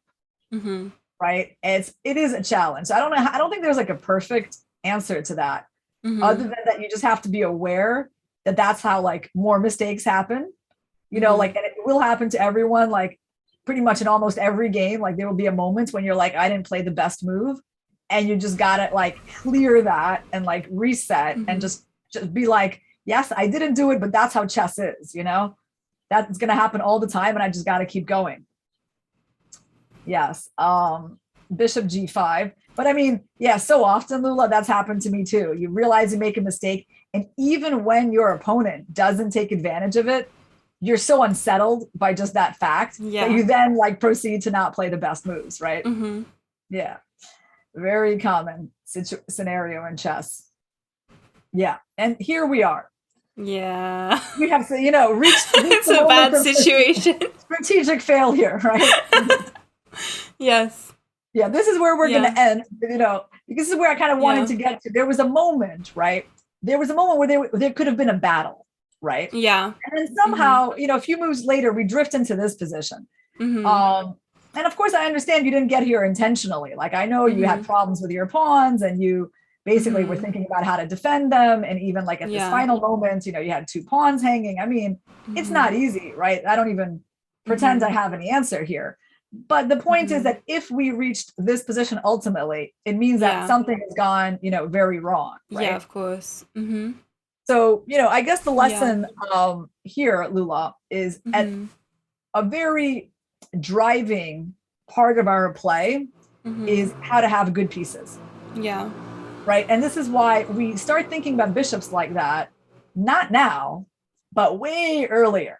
Yeah, of course. Right. It's got to appear on our radar, because once we realize that our bishop is bad here, well, that's good to realize it. It's probably not going to help you at this point. Right. It's too late. It's like already our chance to, change the pawn structure, open up the bishop, ever play this move, like all of that is gone. Yeah. So now we just have to suffer, right? Like with a very bad piece. And I would say, Lula, there is nothing worse in chess than having a bad piece. Yeah. Yeah. Right. If you've noticed that, like, because we can like maybe lose in like some kind of tactic, maybe there's complications, we make a blunder, but but there's always chances in those kinds of positions, right? When you get stuck with a bad piece that you really don't have a way to fix, and it's just gonna, destined to remain passive, that's when things are like start to look really bad for you. So, that's why we prefer that's over here, I told you I didn't look at this game with the computer. I have no idea. Maybe the computer is going to hate my move, right? But I'm still telling you, it's a better practical chance. Yeah, of course. I mean, maybe it's absolutely the right move. Maybe it's not, but it just, it's a move that makes fundamental sense, because it shows that, like you're preparing to improve that bishop. So, yeah. All right. So it was quite interesting, Lula, this example. Yes. Right. I mean, if you think about it, like what's wrong with it? Like, did you think about this move at all during the game? Like the center and like where to ring the pawns? I definitely did. I think I was just, I don't know. I think I was a little bit worried about that diagonal with my king, but I hadn't considered that I wanted to move the king and bring the bishop. I could bring it out that way anyway, so I don't know why I didn't consider playing e4 first, rather than reshuffling my pieces and then trying to make the pawn move later. Yeah. No, I was a bit unhappy here, and I don't think I really realized that my pawns could get stuck on the dark squares like they did after the bishop g5 stuff. So yeah, this would definitely have been the better way forwards, I think. Yeah, what's interesting, Lula, in this position, right? I think what could help you, right? Because I do think you were focused on the G file. That was probably the theme that was getting most of your like mental attention, right? Yes, and it makes sense because open files against the king are very important, or for sure, right? Like it's not like it's a negligible idea here, right? I think it's just that you're always going to have the G file, and that you're going to use it. Yes, it will be a big part of your plans. But another thing about the move e4 that I really like is you see how we always were running into this move. Yes. So it turns out that the move e4 is also a prophylactic move. Yes, and it maintains their weak pawn structure as well. Yeah, it's like stopping a really key resource that your opponent was relying on like all the time. Like we saw him do this move, Lula, on knight e4. We saw him do it on knight e2. We saw him do it on queen g2. So what does that show us? It shows us like, hey, that's an important idea for our opponent. And in chess, you got to fight against your opponent's ideas, right? Yeah, so that's another plus of that. And so basically the way I would say that you can help yourself, Lula, it's this, what does my opponent want? Being more aware of like what scenarios your opponent wants to, get into. So seeing that, okay, he has basically two main ideas, Lula, knight d5 and a5. Those are the main things that I would be looking here for your opponent because both of those moves make sense. And then finally being like, what is my biggest problem? You see, that question probably didn't cross your mind enough, right? Because the biggest problem is not like, let's say, like a check from G5, right? Like, okay, they give you a check, you move to B1. The biggest problem is not even like, let's say, losing a pawn on F3. The biggest problem is getting stuck with a really bad piece that you're just not going to be able to improve. So you got to prioritize that really high. So what if white goes D5 right now, trades away? Well, this is interesting. I would say a little dramatic. Yes, I mean, giving up a pawn to open the bishop like that, I don't think it's a crazy idea. But it feels a little like, you know, a little dramatic because the D pawn really does matter. Right. So, I mean, do we really have enough compensation if they take in any of those ways? I mean, honestly, I think not. You know, I just don't know. They can take either way, really. Is it nice to get the bishop open? Yes. Was it worth the center pawn? Probably not. You know, your opponent is really quite strong in the center. I mean, this is a very powerful center, right? And center is another important thing in chess. So I think it's a little dramatic. I don't think it's necessary. That's the other point, right? Like if I had no way to improve the bishop, then maybe I would just do it.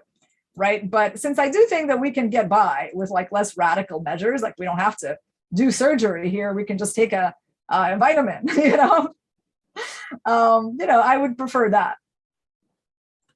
Yeah. All right. But very interesting game, Lula. You know, by the way, Juho says, could you give top 3 reasons why Lula should feel confident in her chess? Yes, I can at least I can have some things offhand that I can say, Lula. I think, you know, for the, you know, not very long time that you've been playing chess, I think you've gotten quite far. You know, built up an opening repertoire. You seem to know the middle game plans, like what you're playing for. And you recently showed me this game. Let me bring it up, actually. 1 second. You know, this requires navigation skills, guys, as I go into Slack and then I download Lula's game here. So 1 second. Here we go. How do I do this? Game review, maybe? No. Oh, Lula, can you bring up that game? Maybe you can do it for me. Which one? The French defense game that you said was the last one that you haven't looked at on the stream? Yes, I can get that one. Yeah, why don't you get that? I'm going to be right back. Okay. I think this is the right game. Yes. So I'm going to just show you. It's not the one that I won. It's the one that I drew. Oh, did you draw this one? But it felt like you were winning. No, it was like plus 30, minus 30 for me, okay. and I just didn't win. Yeah, I just saw it somewhere, and I was like, oh, she must have won, right? No, yeah, this is why I say I'm not very good at attacking, because I didn't,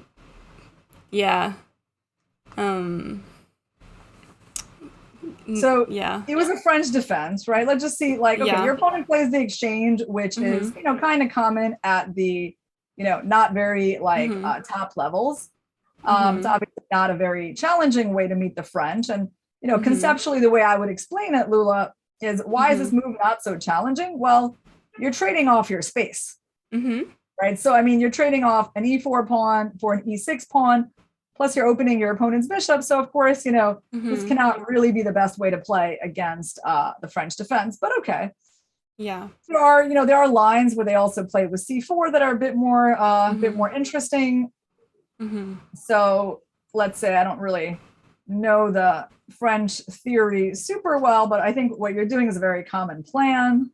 I like this plan, like leaving that pawn able to go there. And then you play quite aggressively, right? Like G5. Yes. I mean, I wouldn't say that. I mean, first of all, okay, you don't have to do a move like that. It's not, not forced. And I certainly would think here, Lula, about, just simple development, right? That's kind of your idea anyway. And then maybe later you can play G5. It did feel when I was looking at this game, I was like, wow, that's coming kind of early, because, one idea that we have in chess, Lula, is like, you want to attack when you're ready. Yeah. Right. Because you're not going to mate your opponent from this position, right? No. Like you're still going to need to get your pieces out. So, I mean, that's sort of like the downside of this move. The other downside is like you can basically always do it because it's not really going anywhere, right? Like you can do it in a few moves. On the other hand, I didn't really see a clear way that your opponent could like take advantage of it. So it didn't work out badly for you. Then you continue with development. I mean, by the way, perhaps your opponent should have considered this move, to be honest. Yeah, I think that was better because now my bishop stays forever with h takes. Yeah. Yeah, because, he opens up the rook. It's a little unusual capturing, away from the center rather than towards the center. I actually think it makes a lot of sense in this position. And I mean, how can he resist, the open file for the rook, given like where your king is still, right? Yeah. And I would probably, for that reason, I wouldn't be making that trade. Like, I think I would just be doing, knight c6 and, waiting for him to trade. Like, I wouldn't want to give his rook that only file. Yeah. So bishop takes. Okay, he took that way. That's definitely feels like a mistake. You go develop. It's good to get back on track with that. I don't know, Lula. Is this a free pawn or not? I not looked completely free. Well, I thought that I think I spooked myself. I think I was seeing ghosts. It looks like maybe you can take it, but like I do feel like okay, it's a little risky. I can totally understand why you'd be concerned. There's a lot of things like he can do here, to be honest. I mean, I guess I don't know if I think I was worried about like bishop checks potentially. Yeah, but, like bishop there, right? Like you got to take it, and then he takes. And then I guess my pawns are that's okay. bad. Like you're probably, that looks bad for me. Although, I don't know. Maybe you're not okay because he actually has that intermediate. Yeah. No, that does look quite bad. Yeah. And then, it's like a funny thing is, unfortunately for you, he even like can take that pawn. Yeah. Probably not. Although, I mean, I wouldn't say it's like very clear. Like, but yeah. Yeah, and I just wanted to get castled. Yeah. Okay. I kind of agree with that. I mean, I do think this is a risky move. Is it possible to look at it? Yes. There's kind of like I did think about it. Yeah. Yeah. The tactics that he needs to do to like get that knight kind of involve opening your rook, right? It's true. So there is that issue. But I would kind of go probably more with your intuition that it was too dangerous, right?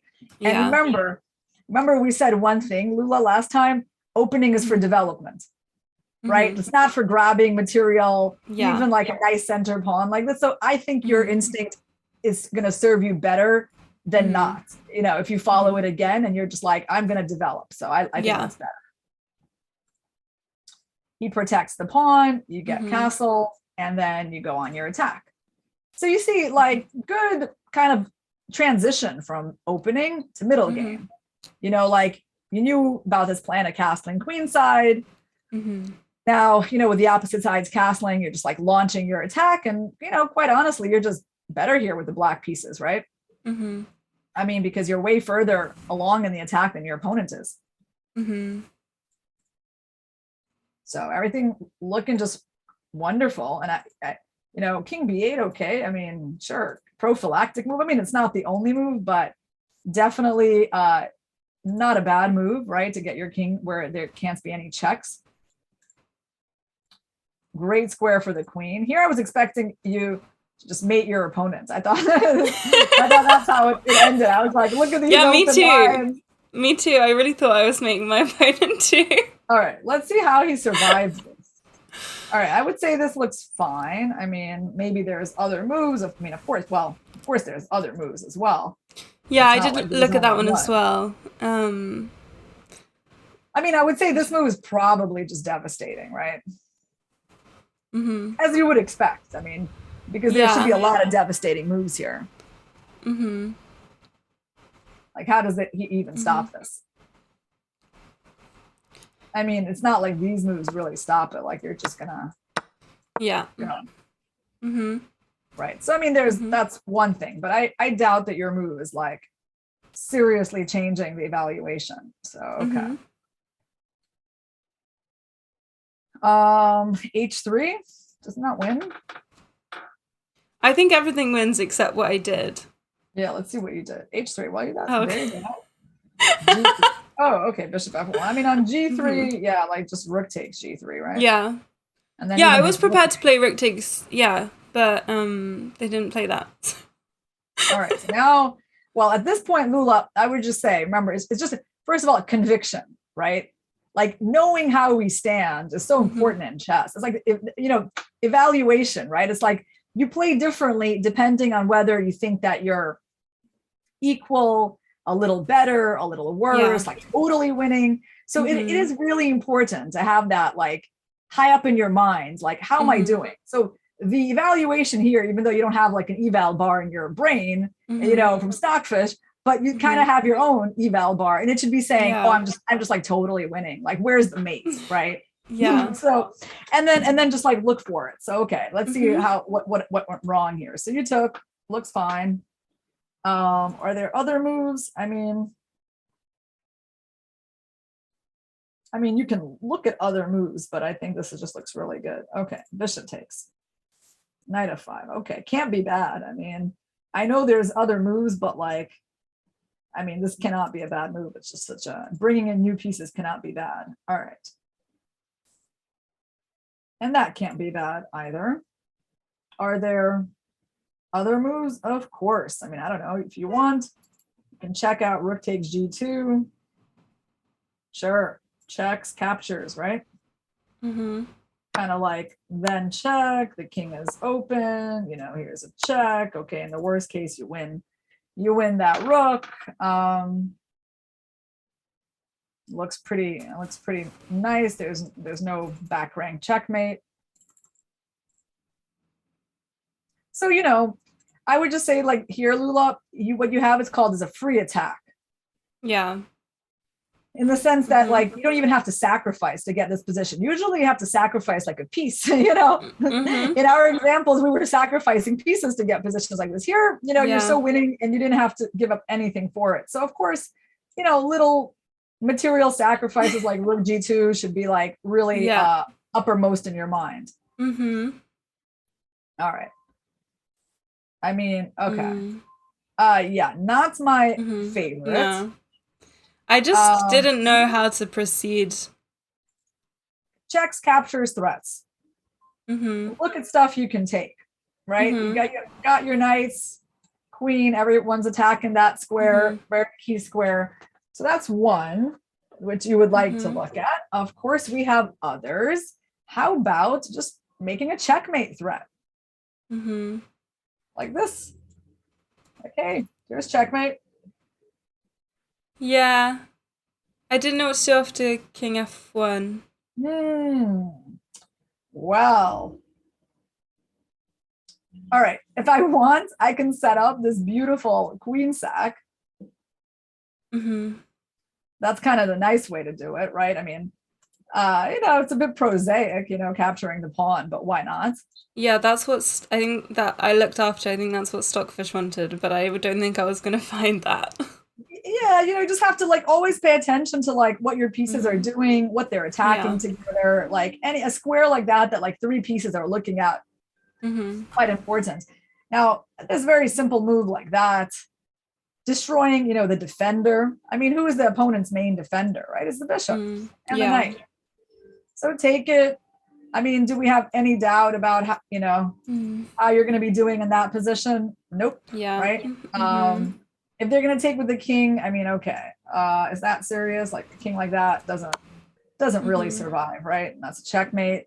So I think, Lula, right? Like, okay, why conceptually this move is not right, even though I'm sure you're still completely winning.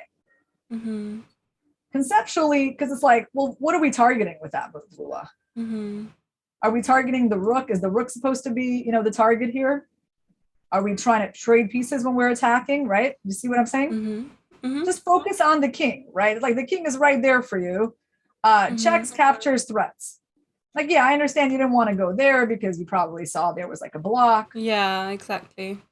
Right. So yeah, but okay, so just like there's always going to be some way to use those open files to make big threats, right? Just keep looking for those moves until you find them. Queen D1. All right. Okay. He's going to trade queens. No. Okay, even if he trades queens, I mean, you're still probably going to win, but like in a different way. Okay, let's capture the pawn. Did we capture the pawn? Yeah, so you were winning here, but yeah, you are going to have to win in like in a technical part, right? And that's a little tricky. Yes. Okay, so we never want for our attack to devolve into this kind of like, well, I completely lose my attack, but like I have an extra pawn, and now I need like. No, I was very unhappy. Yes, right, because like now I understand how you didn't win, right? Okay, just have one pawn to work with. It's like, sure, there's no more attack. Of course, it's totally a different part of the game. So the lesson in this game, Lula, is like you got to finish them off. When they're in really bad shape. Yeah. Right. And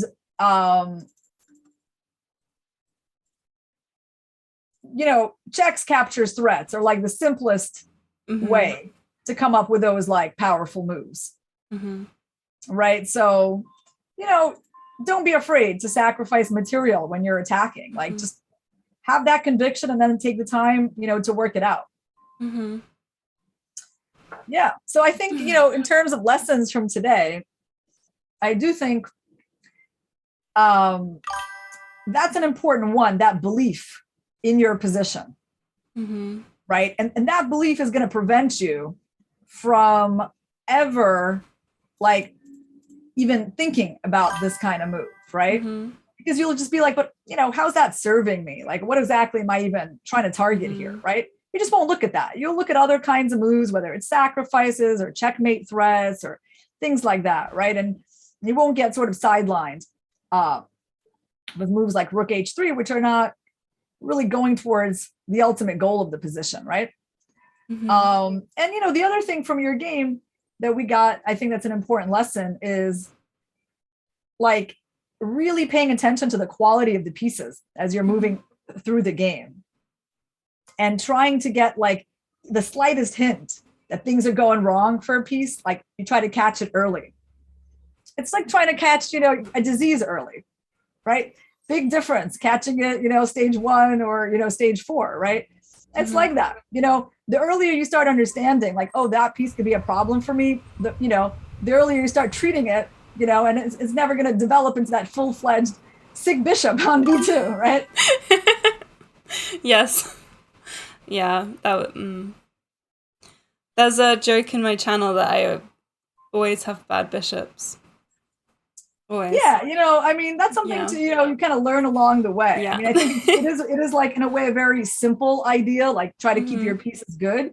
But on the other hand, when we're playing a game, we get distracted by all kinds of things, right? And we got to prioritize all kinds of things. And it's easy, I can definitely see why you got focused on that, open file, because that's another very important concept, right? So, it takes a little bit of time, to figure out, how to prioritize things. But I definitely feel like the quality of your pieces is a big one to prioritize when you play chess. And, it's like, we're kind of like the doctors of our pieces, like we really are the ones responsible for like keeping them healthy and strong, right? I like to, as you see, guys, I really do love my pieces. I like to take care of them. That's how I see them, because like, it's like when you play chess, you sort of realize like, these pieces, they come to life, right? They're not just like these inanimate objects that you kind of push around on the board. Like you're like in charge here, and how well they're doing, you feel happy for them when they're strong, and you feel, bad when they're like lacking, any kind of prospects, right? And when you have that sort of empathy and that sort of identification with your pieces, you really work hard for them, right? To make sure that like they're living their best possible life. So yeah, so a little bit of chess philosophy there. Yes, this game was from It was recent, but this was the third time I had played the French defense in a long game, and it was the first time I played the exchange.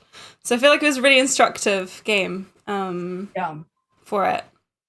Yeah, definitely. I mean, you see, you had no problem like getting a great position from the opening, right? Like you definitely knew what to do, and all you had to do was just finish it off, right? So finishing it off, it comes from that kind of conviction in your position, proper evaluation, and then with the proper evaluation come the right moves. So next time maybe we can do some of that French defense practice. And next time is actually tomorrow, so it's not tomorrow. all that A little bit later, but the tomorrow. Cool. And, thank you so much for the lesson. Yeah, you're welcome. And thank you guys for watching. And I'm going to let you go. I guess you will be continuing on. Yeah, I'll stay on for a little while. Cool. But I'll see you tomorrow. I'll see you tomorrow. And see you tomorrow, guys. Have a great rest of your day. Bye, Irina. Thank you.